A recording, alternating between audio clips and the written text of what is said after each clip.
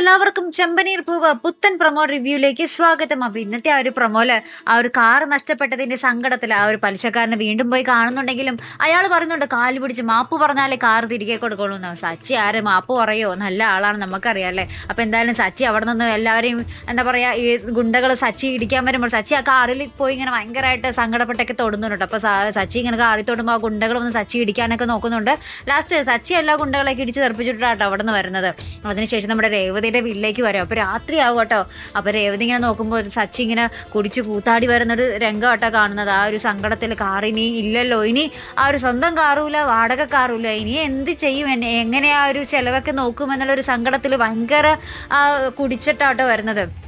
എന്നിട്ട് നമ്മുടെ രേവതിയുടെ അമ്മയുടെ അടുത്തൊക്കെ പറയുന്നുണ്ട്, അമ്മ എൻ്റെ കാറ് പോയും ഇനി ഞാൻ എന്ത് ചെയ്യുമോ എന്നൊക്കെ പറഞ്ഞ് ഭയങ്കര കരച്ചിലാണ് കേട്ടോ. അതിനുശേഷമാണ് കൂട്ടുകാരൻ നമ്മുടെ ദീപാവലിയാണല്ലോ. അപ്പോൾ നമ്മുടെ കമ്പിത്തിരിയൊക്കെ മേടിച്ച് വെച്ചിട്ടുണ്ടാവും നമ്മുടെ രേവതിയുടെ അനിയൻ. അപ്പോൾ ഇതൊക്കെ കത്തിച്ചിട്ട് നമ്മുടെ ആ ഒരു നമ്മുടെ ആ രാവിലെ ഇന്നത്തെ എപ്പിസോഡിൽ കണ്ടില്ലേ, നമ്മുടെ രേവതിയും സച്ചിയും വന്നിറങ്ങുമ്പോൾ അവിടെ ഒരു ചേട്ടനും ചേച്ചി നിൽപ്പുണ്ടാവുമല്ലോ, ഒരു നെയ്ബർ, നമ്മുടെ രേവതിയുടെയൊക്കെ നെയ്ബർ.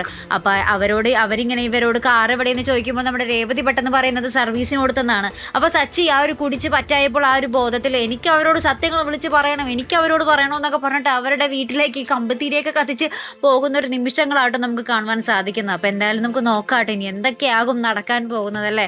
സച്ചിക്കാണെങ്കിൽ ആ ഒരു ഭയങ്കര, അത് ആർക്കായാലും ഉണ്ടാവും, ഒരു വരുമാന മാർഗമാണല്ലോ മുടങ്ങിയിരിക്കുന്നത്. അപ്പം ഇനി സച്ചി എങ്ങനെയായിരിക്കും ആ ഒരു കുടുംബം പോറ്റാൻ പോകുന്നത്, ഇനി എന്ത് ജോലിയായിരിക്കും സച്ചി സ്വീകരിക്കാൻ പോകുന്നത് അല്ലേ. അപ്പം എന്തായാലും കാത്തിരുന്നതിനെ കാണാട്ടോ. അപ്പോൾ ഇതുപോലെ പ്രൊമോ റിവ്യൂസിനും എപ്പിസോഡ് റിവ്യൂസിനും ഒക്കെ നിങ്ങൾ മറക്കാതെ ചാനൽ സബ്സ്ക്രൈബ് ചെയ്യുക.